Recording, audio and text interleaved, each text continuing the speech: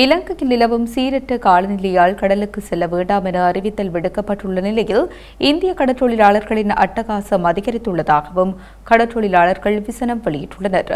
முல்லைத்தீவு மற்றும் யாழ்ப்பாணம் வடமராட்சி கடற்பரப்புகளில் இந்தியன் இழுவை மடிப்படகுகள் அத்துமீறி மீன்பிடியில் ஈடுபடுவதாக தெரிவிக்கப்பட்டுள்ளது.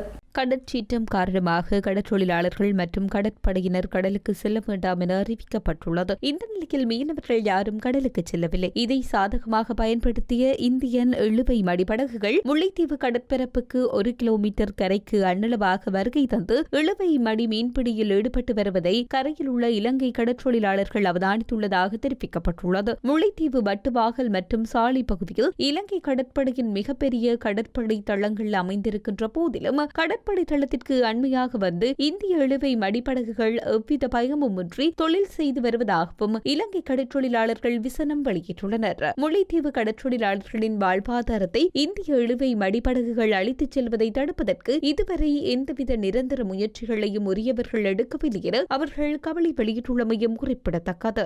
இதேவேளை யாழ்ப்பாணம் வடமராட்சி கிழக்கு கட்டிக்காடு கடற்பரப்பு இந்தியன் இழுவை மடிப்படகுகள் அதுமீறி மீன்பிடியில் ஈடுபடுவதாக தெரிவிக்கப்பட்டுள்ளது. இலங்கை கடற்றொழிலாளர்களுக்கு சொந்தமான கடல் வளத்தை சட்டவிரோத முறையில் கண்ணூடாக அழித்துச் செல்கின்றதாகவும் பொதுமக்கள் விசனம் வெளியிட்டுள்ளனர். வெற்றிலைக்கேணி பகுதியில் இலங்கை கடற்படையின் மிகப்பெரிய கடற்படை தளம் அமைந்திருக்கின்ற போதிலும் கடற்படை தளத்திற்கு அண்மையாக வந்த இந்திய இழுவை மடிப்படகுகள் எவ்வித பயமுமின்றி தொழில் செய்து வருவதாகவும் குற்றம் சாட்டப்பட்டுள்ளது. வடமராட்சி கடற்றொழிலாளர்களின் வாழ்வாதாரத்தை இந்திய இழுவை மடி மீனவர்கள் அழித்துச் செல்வதை தடுப்பதற்கு இதுவரை எவ்வித நிரந்தர முயற்சிகளையும் உரியவர்கள் எடுக்கவில்லை என கடற்றொழிலாளர்கள் கவலை வெளியிட்டுள்ளனர்.